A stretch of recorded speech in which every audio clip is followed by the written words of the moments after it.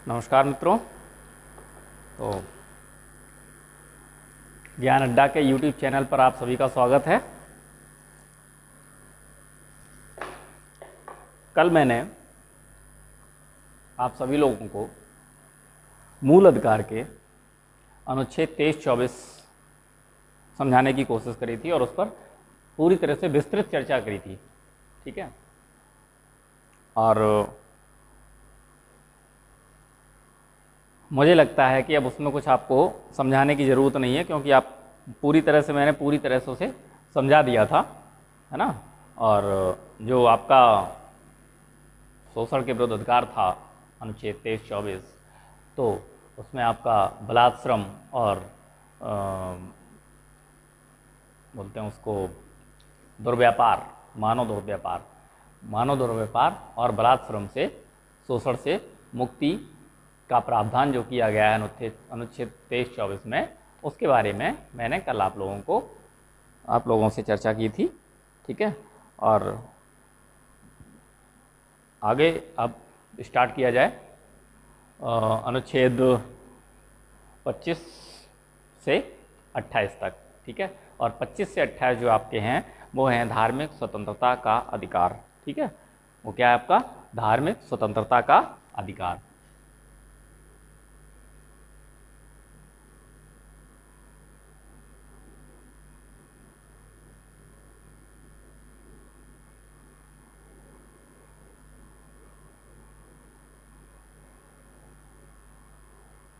धार्मिक स्वतंत्रता का अधिकार है आपका अनुच्छेद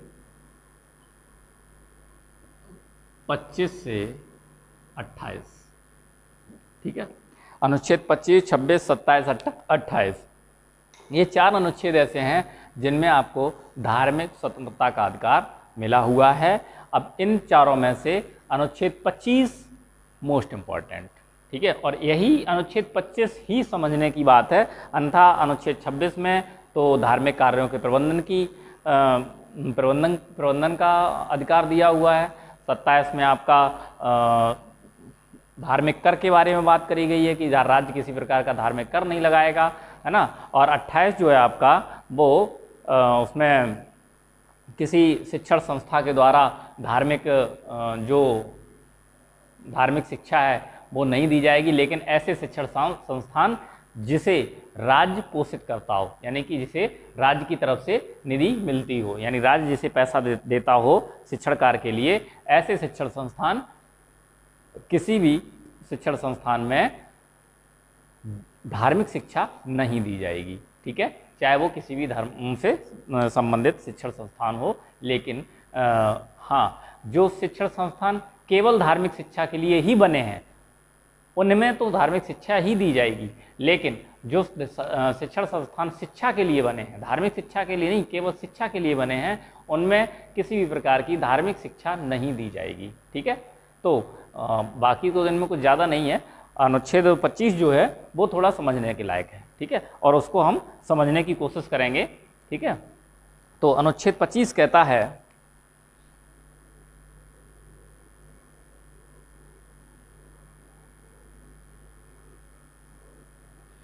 अनुच्छेद 25 क्या कहता है? अनुच्छेद 25 के तहत हमें लगभग 4 अधिकार प्राप्त होते हैं। कौन कौन से? जैसे एक अंतःकरण की,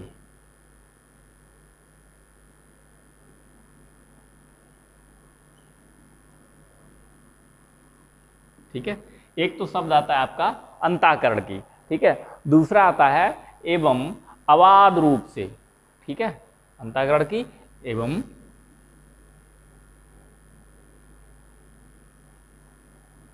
धर्म को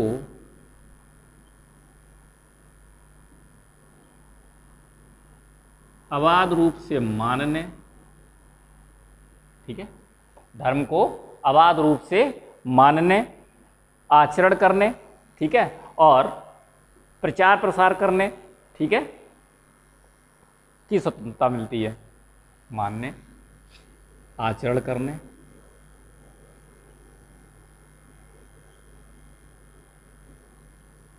तथा प्रचार प्रसार करने की स्वतंत्रता। ठीक है। अनुच्छेद 25 कहता है कि अंतःकरण की एवं धर्म को अबाध रूप से मानने, आचरण करने, प्रचार प्रसार करने की स्वतंत्रता प्राप्त होती है। अब इन 4 प्रकार की स्वतंत्रताओं को समझते हैं कि कौन क्या कहता है। ठीक है। यानी कि पहली स्वतंत्रता मिलती है अंतःकरण की, दूसरी मिलती है अबाध रूप से, किसको? धर्म को। ठीक है। और धर्म का क्या? आचरण। और धर्म का क्या? प्रचार प्रसार। ठीक है। यानी कि धर्म के बारे में जो अनुच्छेद 25 में हमें 4 प्रकार की स्वतंत्रताएं मिली हैं, उनका विश्लेषण हम करेंगे। और मैंने शुरू में भी कहा था कि संविधान जो है वो शब्दों की माया है। अगर आप इनके शब्द समझ गए तो संविधान बहुत आसान है। ठीक है। और वही कोशिश कर रहा हूँ आपको इनके शब्दों के अर्थ को समझाने की कोशिश कर रहा हूँ। अब सबसे पहली बात उन्होंने कहा है कि अनुच्छेद 25 अंतःकरण की, अंतःकरण से क्या सेंस है? ठीक है। अंतःकरण से क्या मतलब है हमारा? अंतःकरण से मतलब है हमारा कि मेरे ऊपर ये डिपेंड करता है कि हम किस धर्म में कितना विश्वास करते हैं। ठीक है। इस पर कोई रोक टोक नहीं, बिना रोक टोक के। ठीक है। यानी कि धर्म की स्वतंत्रता जो है वो हमारे अंतःकरण पर निर्भर करती है कि हम किस धर्म में कितना विश्वास करते हैं और हम किस धर्म को फॉलो करते हैं। ठीक है। और वो हमारी स्वतंत्रता पर डिपेंड करता है कि धर्म की स्वतंत्रता हमें, अपने धर्म की स्वतंत्रता मेरे हिसाब से मिलनी चाहिए। यानी कि धर्म की जो स्वतंत्रता दी है वो प्रत्येक मनुष्य के हिसाब से दी गई है। ठीक है। यानी कि अंतःकरण का मतलब है कि किसी भी मनुष्य के अंदर किसी भी धर्म को मानने की कितनी श्रद्धा है वो केवल वही मनुष्य जानता है। यानी कि अंतःकरण की। ठीक है। फिर क्या है अंतःकरण की? क्या है? धर्म को अबाध रूप से मतलब बिना रोक टोक के। अबाध का मतलब बिना रोक टोक के। ठीक है। यानी अबाध का मतलब क्या हुआ? बिना रोक टोक।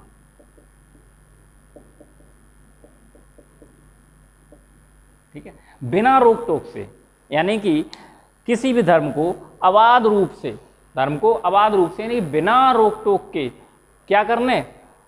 अबाध रूप से मानने। यानी कि किसी भी धर्म को हम बिना रोक टोक के अबाध रूप से मान सकते हैं। जिस धर्म से हम बिलोंग करते हैं या जिस धर्म को हम फॉलो करते हैं या जिस धर्म को हम मानते हैं उसे हम अबाध रूप से मान सकते हैं। ठीक है। एक तो अबाध रूप से, इसमें कोई भी रोक टोक नहीं है। कोई आपसे ये रोक टोक नहीं, किसी प्रकार की आपको कोई रोक टोक नहीं करेगा कि आप किस धर्म को मानते हैं, क्यों मानते हैं, कैसे मानते हैं। ये आपका निजी मामला। ठीक है। 2, तीसरा है आचरण करने की, यानी कि अबाध रूप से मानने और आचरण करने और प्रचार प्रसार करने की स्वतंत्रता। अब इसमें अंतःकरण की तो वो अपने आप पर बात आ गई, धर्म की अबाध रूप से मानने की बिना रोक टोक की बात हो गई। ठीक। अब बात करते हैं आचरण की, मेन पॉइंट। ठीक है। आचरण क्या होता है? ठीक है। अब आचरण की अगर हम बात करें तो आचरण से सेंस ये है कि हम अपने आचरण के हम अपने धर्म के हिसाब से उसका आचरण कर सकते हैं। जैसे हिंदू धर्म में आचरण करता है, मुसलमान धर्म में आचरण करता है, सिख धर्म में आचरण करता है ना, और ईसाई धर्म का आचरण करता है ना। तो क्या है कि जैसे मान लो कि हिंदू धर्म में रेड कलर है ना, हिंदू धर्म में रेड कलर लाल रंग को शुभ माना गया है। ठीक है। इसी तरह से मुसलमान धर्म में ब्लैक कलर को यानी काले कलर को ज़्यादा तवज्जो दी जाती है ना। ईसाई धर्म में सफ़ेद कलर को ज़्यादा तवज्जो दी जाती है ना। ये बात। दूसरी, आचरण से मतलब ये है कि हमारे धर्म में क्या चीज़ें, हम इसको क्या मान रहे हैं। ठीक है। और जैसे मान लो कि मुस्लिम धर्म में बकरीद पर बकरा काटना, ठीक है, बकरों की बलि दी जाती है, तो ये क्या है? ये उनके धर्म का आचरण है। ठीक है। हमारे यहाँ मंदिरों में पूजा करते हैं, हम मंदिर में पूजा करने जाते हैं, नवरात्रि मनाते हैं, है ना, दिवाली मनाते हैं, तो ये हमारे धर्म का आचरण है। ठीक है। उनके यहाँ वो जो क्या एक आता है मुहर्रम, इसमें वो अपने आप को लहूलुहान कर लेते हैं मुस्लिम लोग, है ना। तो क्या है वो भाई, किसी की याद में कोई अपने आप को लहूलुहान कर रहा है, तो ये क्या है, ये उनके धर्म का आचरण है, ठीक है। मतलब वो अपने आचरण, अपने धर्म के आचरण के हिसाब से काम कर रहे हैं, ये उनके धर्म का आचरण है, ठीक है। उनको उनका नमाज पढ़ना ये उनके धर्म का आचरण है। यानी कि जैसे मान लो कि हम अपने यहाँ तो प्रत्येक दिन, यानी कि हिंदू धर्म में तो प्रत्येक दिन कोई ना कोई भगवान का है ना, मंदिरों में भीड़ लगी रहती है। ये क्या है, ये हमारे धर्म का आचरण है। उनके यहाँ शुक्रवार को नमाज अदा करनी जरूरी है, तो शुक्रवार को सब नमाजी जो होते हैं वो मस्जिद में नमाज अदा करने जाते हैं। क्या है ये उनके धर्म का आचरण है ना। ईसाई संडे के दिन सब चर्च जाते हैं। क्या है ये भी उनके धर्म का आचरण है। तो आचरण से सेंस ये है कि हम जिस धर्म को मान रहे हैं उस धर्म के नियम का आचरण हम अपने हिसाब से कर रहे हैं, मुझे कोई नहीं रोक सकता। ये हमें अनुच्छेद 25 में अधिकार मिला हुआ है, ठीक है। उसके बाद प्रचार प्रसार, ठीक है। प्रचार प्रसार की बात करें तो प्रचार प्रसार की बात करें तो हम जिस धर्म को फॉलो करते हैं, जिस धर्म को हम मानते हैं, तो उस धर्म का हम प्रचार प्रसार कहीं भी कर सकते हैं। मुझे इससे कोई रोक टोक नहीं करेगा, है ना। मुझे इसमें कोई रोक नहीं लगाएगा, या मेरे लिए इसमें कोई रोक टोक नहीं की जाएगी। अब इसकी कुछ बातें कर लेते हैं, ठीक है। यानी कि प्रचार की बात करी जाए तो धर्म प्रचार तो हम कर सकते हैं, लेकिन धर्म प्रचार में धर्मांतरण की अनुमति नहीं है। बात समझ में आई। यानी कि धर्मांतरण का जो नियम है, धर्म परिवर्तन करने का जो नियम है, वो आपका धर्म के प्रचार प्रसार में नहीं है, ठीक है। ये बात ध्यान रखना। और क्या नहीं है, पंथ निरपेक्षता, ठीक है। जो पंथ निरपेक्षता शब्द आया है वो आपका क्या है, वो संविधान का आधारभूत ढांचा है। पंथ निरपेक्षता यही है, ठीक है। यही चारों बातें जो हैं ये आपकी पंथ निरपेक्षता में ही आती हैं, ठीक है। ये चारों बातें पंथ निरपेक्षता में आती हैं। इसलिए कहा जाता है कि भारत हमारा पंथ निरपेक्ष राज्य है, ठीक है। पंथ निरपेक्षता जो है भारतीय संविधान का आधारभूत ढांचा कहा गया है। क्यों कहा गया, क्योंकि हम अंतःकरण की धर्म को अबाध रूप से मानने, उसके आचरण करने, उसके प्रचार प्रसार करने की पूरी स्वतंत्रता है मुझे। मैं जिस धर्म में मानता हूँ, कोई किसी के धर्म को अवरोध पैदा नहीं कर रहा है, ठीक है। यानी जो जिस धर्म को मानता है उस धर्म का आचरण करेगा, अबाध रूप से मानेगा, उसका प्रचार प्रसार करेगा, उसको संस्थापना करेगा, ठीक है। तो इसलिए इसको कहा जाता है कि पंथ निरपेक्ष राज्य का जो आपका क्या बोलते हैं उसको, इसी के साथ इसी मतलब अनुच्छेद की वजह से भारत को पंथ निरपेक्ष राज्य घोषित किया गया है, ठीक है। ये बात समझ में आई।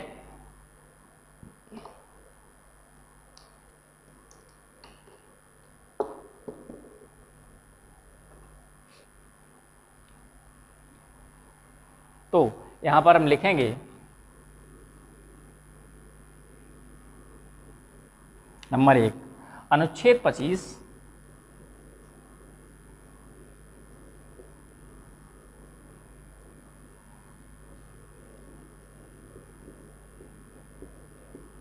भारत को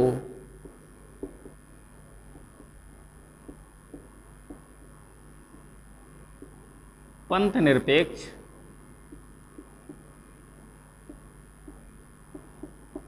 राज्य घोषित करता है, ठीक है। यानी नंबर 1 में क्या है कि अनुच्छेद 25 जो है भारत को पंथ निरपेक्ष घोषित करता है। पंथ निरपेक्ष का यही मतलब है कि जो जिस धर्म को मानता है उस धर्म को अबाध रूप से मानेगा, उसका आचरण करेगा, उसका प्रचार प्रसार करेगा, ठीक है। तो इसलिए से अनुच्छेद 25 जो है वो भारत को पंथ निरपेक्ष राज्य घोषित करता है, ठीक है। नंबर 2,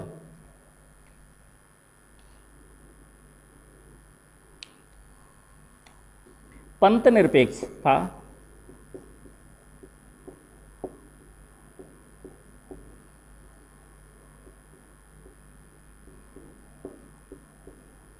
भारतीय संविधान का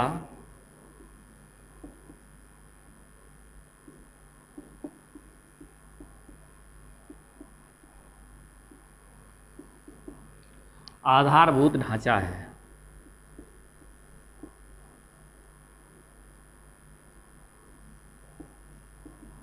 ठीक है, पंथ निरपेक्षता भारतीय संविधान का आधारभूत ढांचा है। क्यों है? क्योंकि ये जो 4 अधिकार हमें अनुच्छेद 25 में दिए हैं, इसलिए पंथ निरपेक्षता जो है भारत का आधारभूत ढांचा माना गया है। ठीक है, और इसके अंतर्गत धार्मिक स्वतंत्रता के जो अधिकार हैं,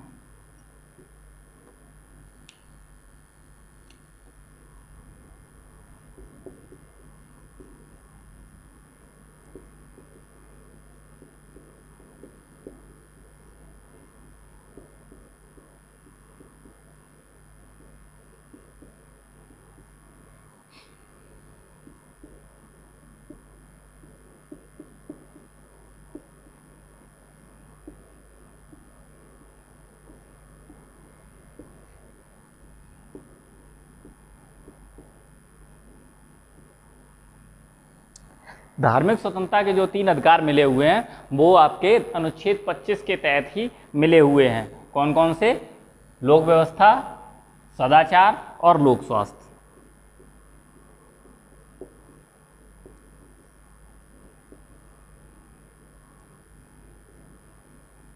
ठीक है, यानी कि 3 अधिकार, धार्मिक स्वतंत्रता के जो अधिकार हैं उनमें आपके लोक व्यवस्था, सदाचार और लोक स्वास्थ्य का अधिकार शामिल है। इसका अर्थ ये हुआ कि जो लोक व्यवस्था है, लोक व्यवस्था का अधिकार से मतलब है कि हम ऐसा कोई भी धर्म का नाम लेकर ऐसा कोई भी कार्य नहीं करेंगे जिससे लोक व्यवस्था बिगड़े।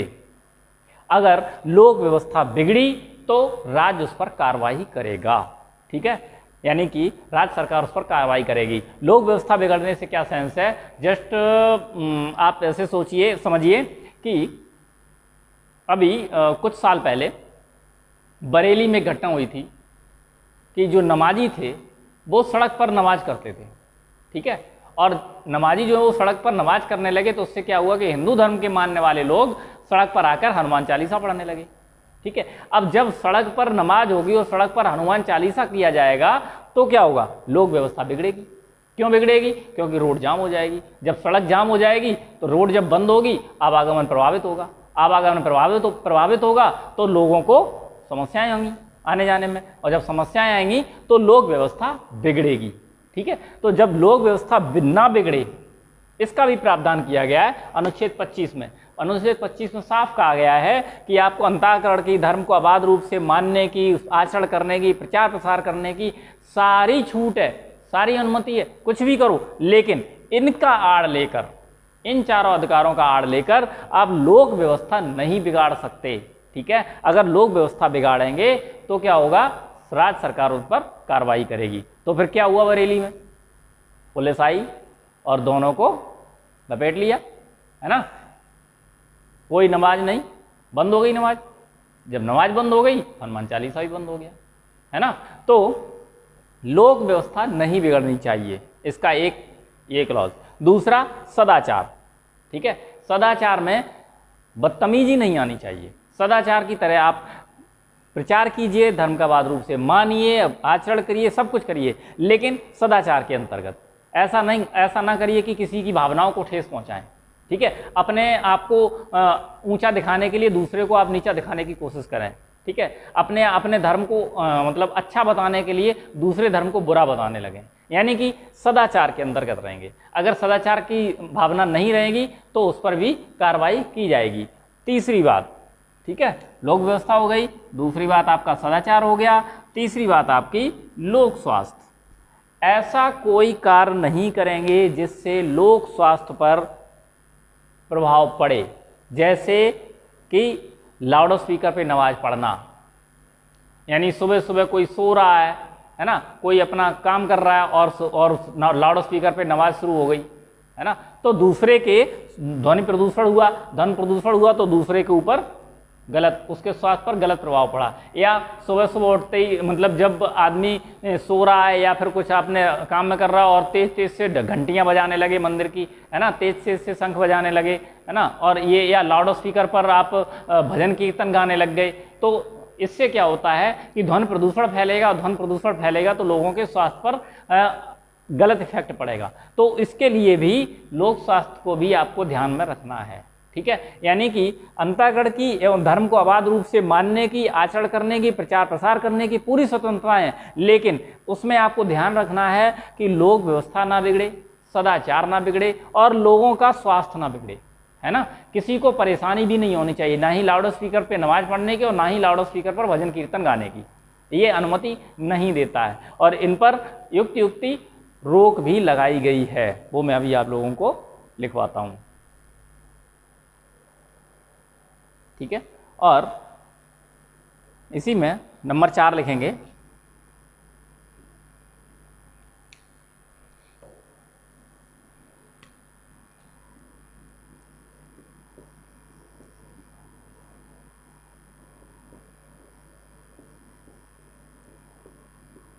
कृपाण धारण करना एवं उसे लेकर चलना सिख धर्म का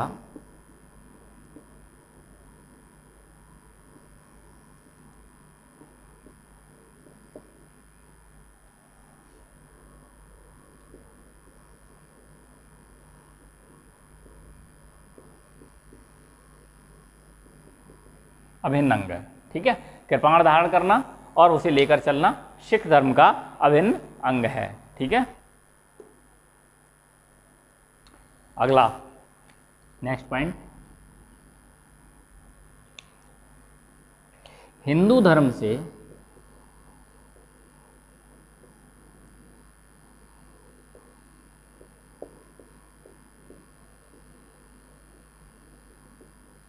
अभिप्राय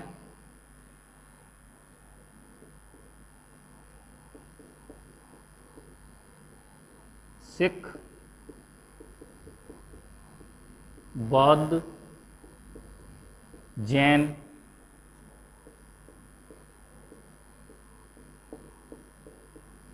सभी से है, ये बात अनुच्छेद 25(2) में कही गई है, ठीक है।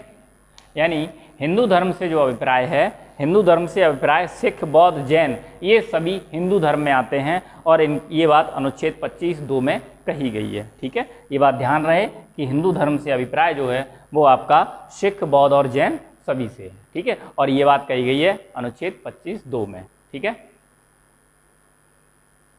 और ये एक बात हम आपको पहले ही बता चुके हैं कि धर्म के प्रचार में धर्मांतरण का नियम लागू नहीं है, ठीक है।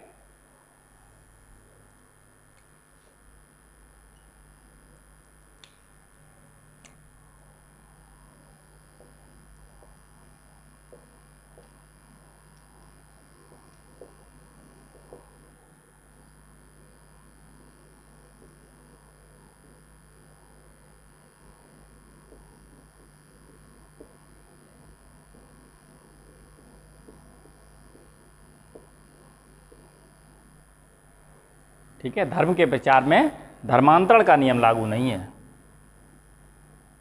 ये ध्यान रहे।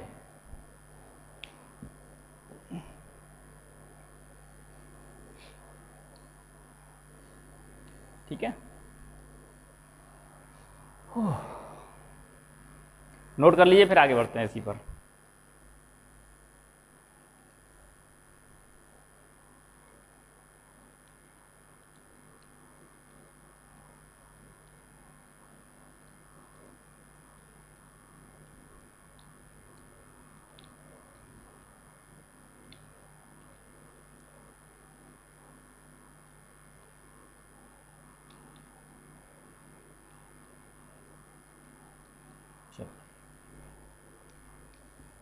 नोट कर लिया होगा, चलिए।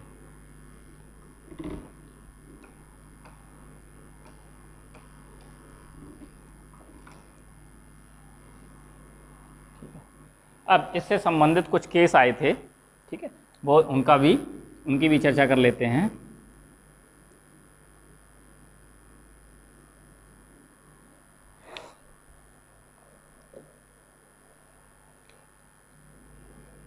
धर्म के नाम पर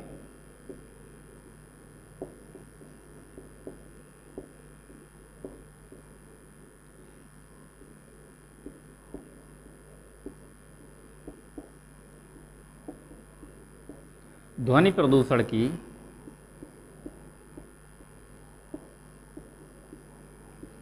अनुमति नहीं है। ठीक है, और ये आया था चर्च ऑफ गॉड के बाद।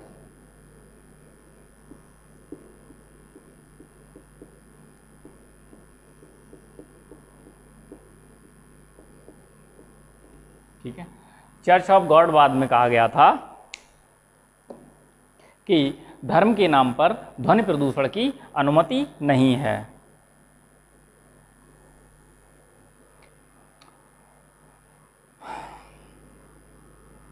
केस नंबर 2 की बात करें तो केस नंबर 2 जो आया था मोहम्मद हनीफ कुरैशी बनाम बिहार राजवाद।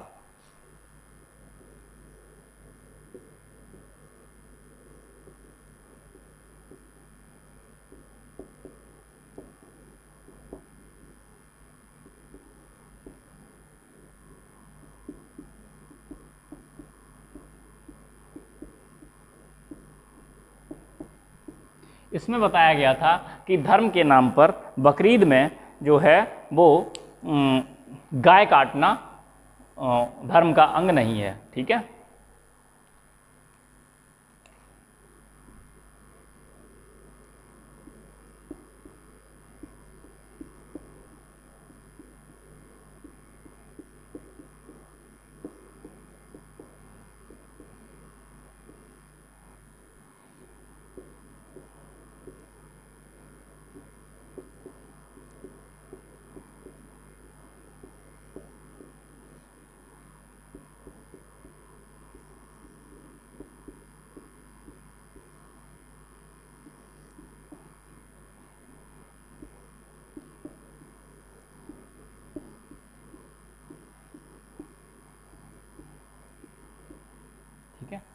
मोहम्मद हनीफ कुरैशी बनाम बिहार राजवाद में कहा गया था कि धर्म के नाम पर यानी कि बकरीद के त्यौहार पर गाय काटना धर्म का अंग नहीं है। ठीक है, एक और केस आया था शैफुद्दीन बनाम मुंबई राजवाद।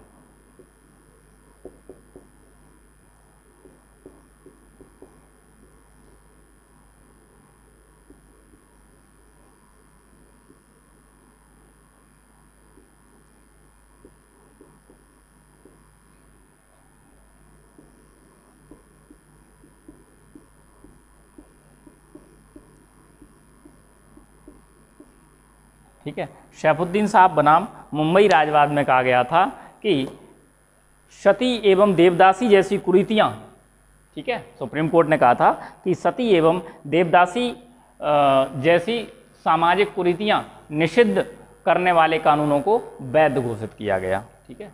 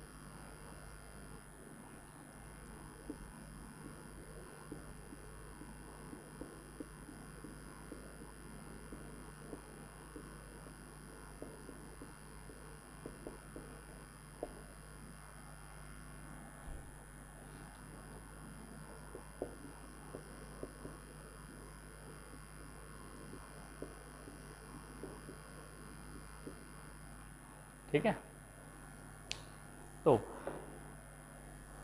केस इसमें 3 केस महत्वपूर्ण थे, वो मैंने आपको बता दी। एक तो धर्म के नाम पर ध्वनि प्रदूषण की अनुमति नहीं है, चर्च ऑफ गॉड का बात था। ठीक है, ये कई बार एक दो बार पूछा गया है कि किस बात में ध्वनि प्रदूषण को धर्म के नाम पर अनुमति नहीं मिली गई है, नहीं दी गई है, तो वो था चर्च ऑफ गॉड बात। ठीक है। दूसरा, एक मोहम्मद हनीफ कुरैशी बनाम बिहार राज्यवाद में सुप्रीम कोर्ट ने कहा कि आप बकरीद के त्यौहार पर गाय नहीं काट सकते, ये आपके धर्म का अंग नहीं है। तीसरी बात, सैफुद्दीन साहब बनाम मुंबई राज्यवाद में सुप्रीम कोर्ट ने कहा कि सैफुद्दीन साहब बनाम मुंबई राज्यवाद में सुप्रीम कोर्ट ने कहा सती एवं देवदासी जैसी कुरीतियाँ जो थीं उनको निषिद्ध करने वाले कानून वैध हैं। ठीक है, उनको निषिद्ध करने वाले कानूनों को वैध ठहराया गया। ठीक है, सती एवं देवदासी जो प्रथा थी वो लगभग साउथ इंडियन में बहुत ज़्यादा प्रचलित थी। पहले गुप्त काल में जब मंदिरों का निर्माण हुआ था तो वहाँ पर जब घर में बेटी होती तो उसे दान कर दिया जाता था मंदिरों में देवदासी के नाम पर, है ना। और उस देवदासी के नाम पर बहुत सारे जो वहाँ के धर्म के ठेकेदार हुआ करते थे, जो मंदिरों पर रहा करते थे, वो उनका शोषण किया करते थे। ठीक है, तो ऐसी कुरीतियों को सुप्रीम कोर्ट ने निषिद्ध करने वाले कानूनों को वैध ठहराया। ठीक है, चलिए, ये था आपका अनुच्छेद 25, नोट कर लीजिए, फिर आगे बढ़ते हैं।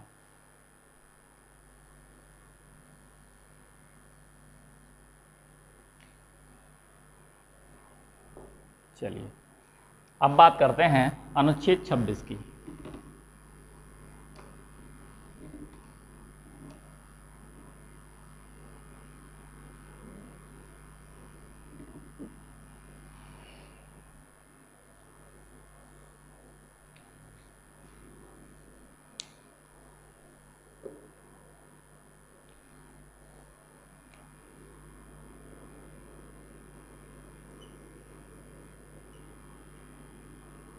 अनुच्छेद 26 कहता है कि धार्मिक कार्यों के प्रबंधन की स्वतंत्रता। ठीक है,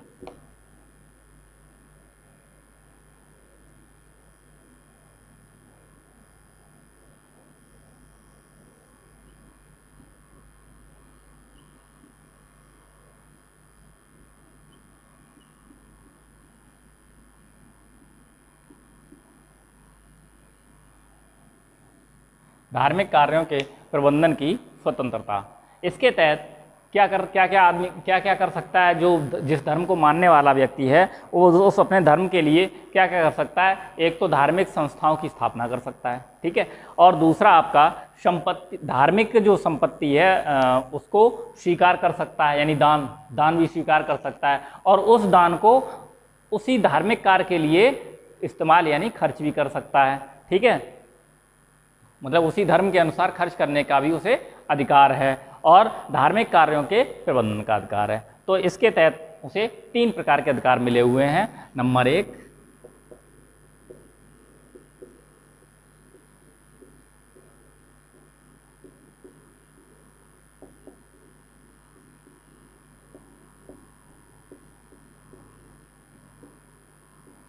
धार्मिक संस्थान की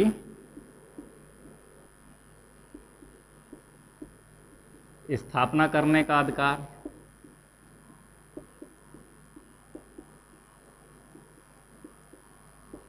ठीक है, नंबर 2,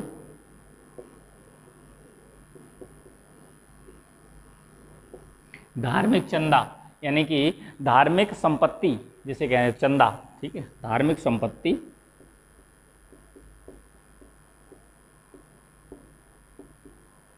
जिसे दान कहते हैं,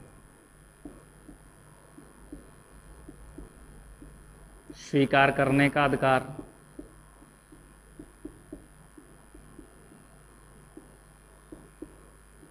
ठीक है, और उसे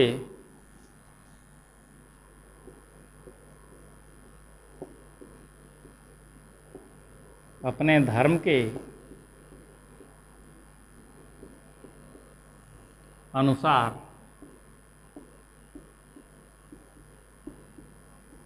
खर्च करने का अधिकार। ठीक है, यानी 2 अधिकार ये हो गए। तीसरा अधिकार है आपका धार्मिक जो संस्थाएं हैं उनको उनका प्रबंधन करने का अधिकार। ठीक है, यानी कि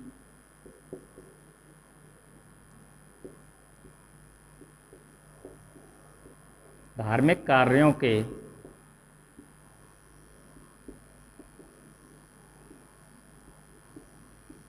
प्रबंधन का अधिकार। ठीक है, धार्मिक कार्यों के प्रबंधन का अधिकार। ठीक है, तो अनुच्छेद 26 के तहत हमें 3 प्रकार के अधिकार दिए गए हैं। एक तो है किसी भी धार्मिक संस्थान की स्थापना करने का अधिकार। ठीक है, हम किसी भी धार्मिक संस्थान की स्थापना कर सकते हैं अपने धर्म के अनुसार। ठीक है, और उसमें धार्मिक शिक्षा भी दे सकते हैं, क्योंकि धार्मिक संस्थान स्थापित करेंगे तो उसमें धार्मिक शिक्षा ही दी जाएगी।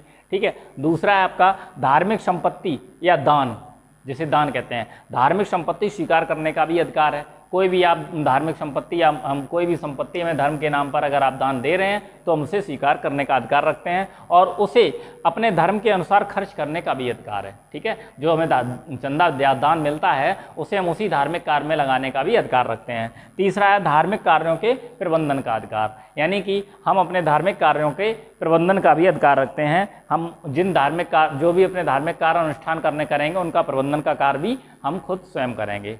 ठीक है, तो ये है आपका अनुच्छेद 26। ठीक है, लगे यहाँ तो अनुच्छेद 27 भी यहीं कर देते हैं।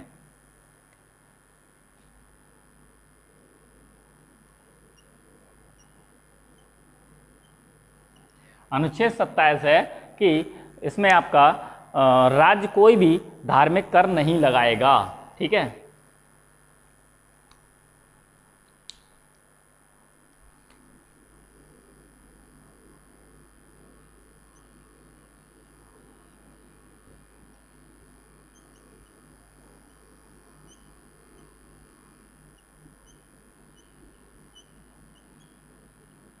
ठीक है, धार्मिक कर न देने की स्वतंत्रता, यानी धार्मिक कर न देने की स्वतंत्रता से मतलब है कि राज्य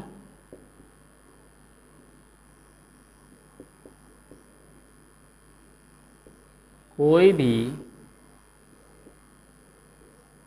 धार्मिक कर नहीं लगाएगा। ठीक है, राज्य कोई भी धार्मिक कर नहीं लगाएगा। ठीक है,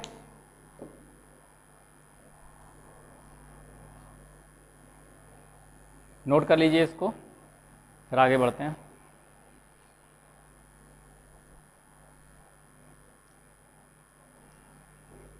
चलिए,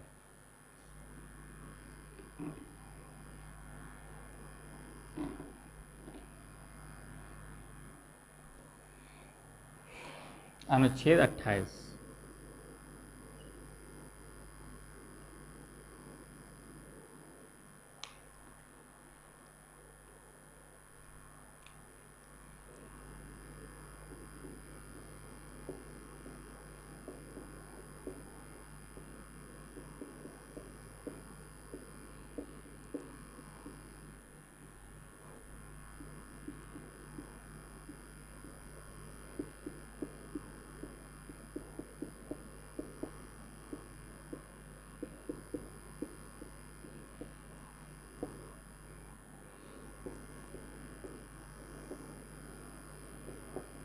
राज्य द्वारा स्थापित या राज्य द्वारा पोषित कोई भी संस्था धार्मिक शिक्षा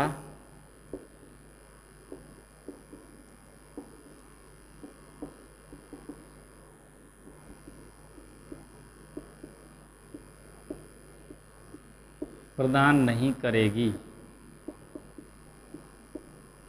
ठीक है, यानी राज्य द्वारा स्थापित, यानी राज्य ने जो भी संस्थान स्थापित किया है, शिक्षण संस्थान, ठीक है, राज्य द्वारा स्थापित या राज्य द्वारा पोषित कोई भी शिक्षण संस्था, लिखिए कोई भी शिक्षण संस्था।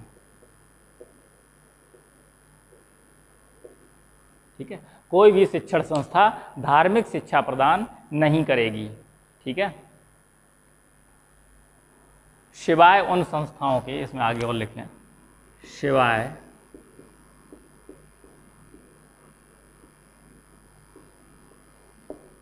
उन संस्थाओं के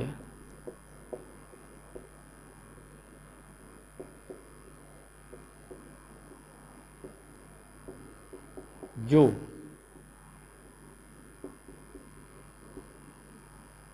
धार्मिक शिक्षा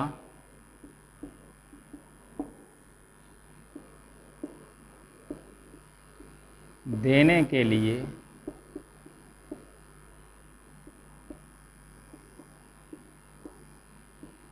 स्थापित की गई हैं। ठीक है,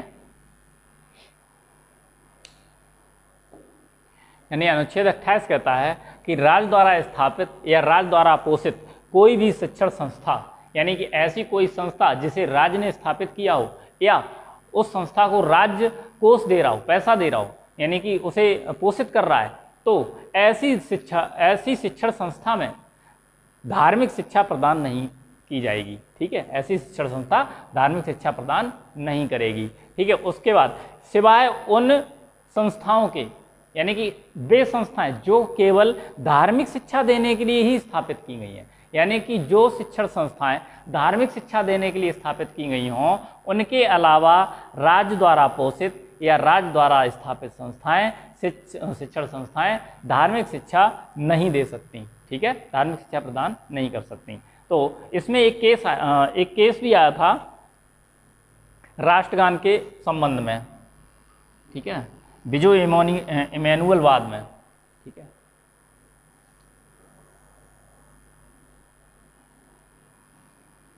एक केस आया था विजो बनाम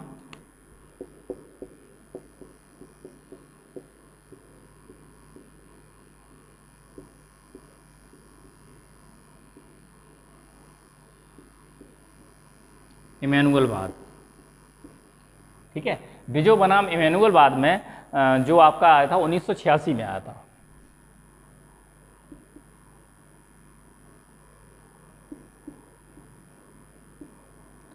इसमें कहा गया था, सुप्रीम कोर्ट ने इसमें कहा था कि सुप्रीम कोर्ट ने कहा था कि राष्ट्रगान किसी से जबरदस्ती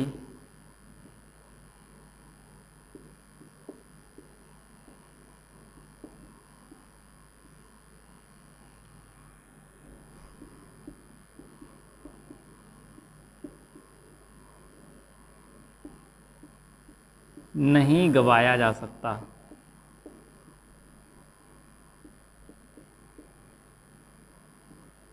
ठीक है, सुप्रीम कोर्ट ने कहा था कि राष्ट्रगान जो है किसी से जबरदस्ती नहीं गवाया जा सकता, यह केवल प्रत्येक नागरिक का आधारभूत कर्तव्य है।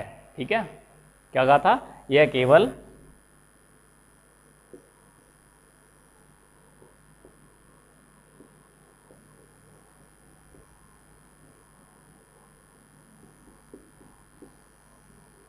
प्रत्येक नागरिक का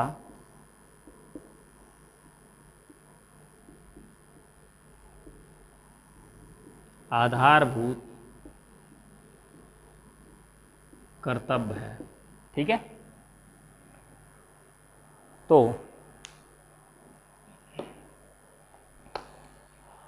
आज आपके अनुच्छेद 25 से 28 तक चर्चा की गई। ठीक है, और आशा करते हैं कि आप लोगों को समझ में भी आया होगा, और समझ में ना, जो भी टॉपिक आपको समझ में ना आ रहा हो उसे एक कमेंट में, हमें कमेंट बॉक्स में ज़रूर कमेंट करके बताया करें। ठीक है, ताकि हम उसे सुधार करें, और जो भी आपको समस्या आ रही हो उसे भी आप कमेंट बॉक्स में पूछ सकते हैं। ठीक है, तो आज यहीं तक। कल आपका जो अनुच्छेद 29-30, ठीक है, किसके अधिकार हैं वो, उसमें अल्पसंख्यकों के अधिकार। ठीक है, तो कल आपके अल्पसंख्यकों के अधिकार से चर्चा करेंगे। ठीक है, तब तक के लिए आप लोगों का बहुत बहुत धन्यवाद।